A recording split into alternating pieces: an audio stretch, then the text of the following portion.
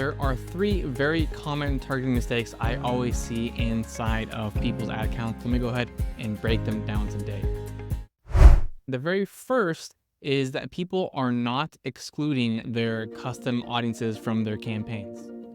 So inevitably, whenever I jump into an ad account, I see that people are doing whatever kind of targeting they want to do. In this case, targeting people who are interested in outdoor activities, and they're doing a lead generation campaign in this case. However, they're not excluding the leads that are opting in from the campaign, which is absolutely necessary to be doing. And this would be the same thing whether you're doing a leads campaign or a sales campaign. You want to make sure that you are excluding those people. The reason you want to do this is because unless you exclude them, you're going to be showing your ads to the people who have already opted in or bought from you.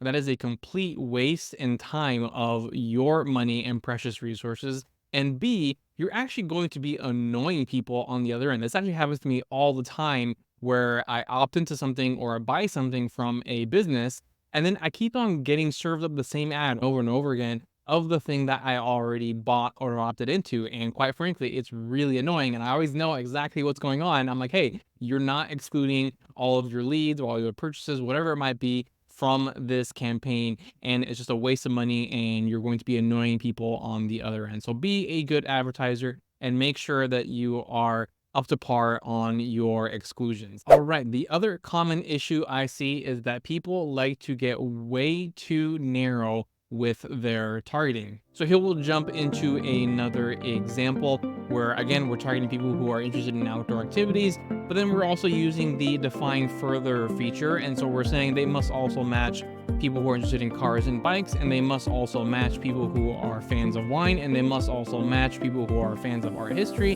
and they must also match people who are fans of sports. And then we can keep on going and going and going like this, because we supposedly want to get in front of a super specific person, hyper targeting, and that's the way to win, right? Well, wrong. I know in theory it sounds correct, like, hey, the more specific I can get with my targeting, the better my results are going to be.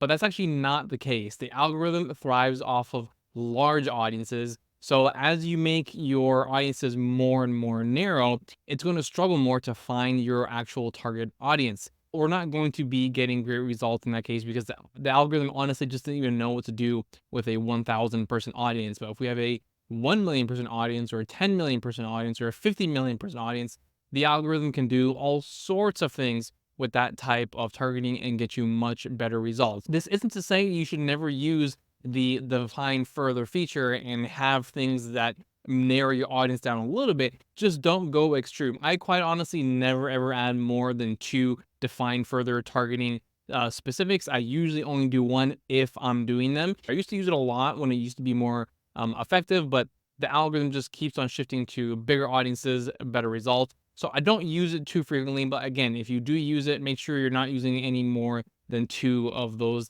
define further specific features. All right, and the other mistake I see people make is that it's the opposite end of the spectrum, where they only rely on completely open targeting. Now, don't get me wrong, I use open targeting all the time for my clients, and we get really good results. I know we are in a world where now the norm is using Advantage Plus targeting, which, by the way, if you don't know what that is, you can go ahead and check out this video right here. But the short and skinny of it is that Facebook is going to go beyond your normal targeting options. So even if you tell it to target people who are fans of the outdoors, it's going to start with that, but then it's going to expand from there and go beyond that targeting option. So it's going to target people who are fans of cars, and people who are fans of anime, and people who are fans of who knows what, right? It's going to just go outside of that. And so people get this impression that, oh, okay, well then targeting doesn't matter, and so therefore I'm just going to do open targeting all the time. But that isn't the case. I still see it all the time where you have unique audiences put together with various targeting options, and there are drastic differences inside of the results, which we can see right here, where at this point for this specific campaign, there's only 1 audience that is still left on, because the other audiences simply just were not up to par, and so the one that won out was leaps and bounds better, and so we are running with that one.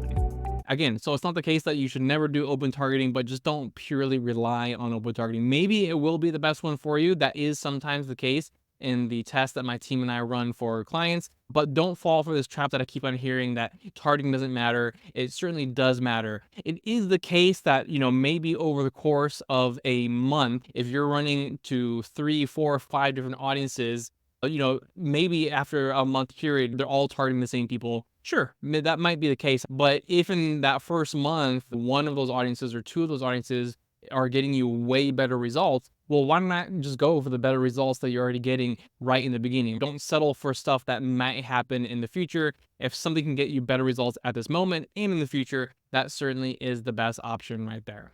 So there you have it. Those are the most common targeting mistakes for you to avoid. I hope you found this video to be helpful, but as always, if you have any questions about anything that I brought up in this video today, just let me know in the comments below. Thank you so much for tuning in,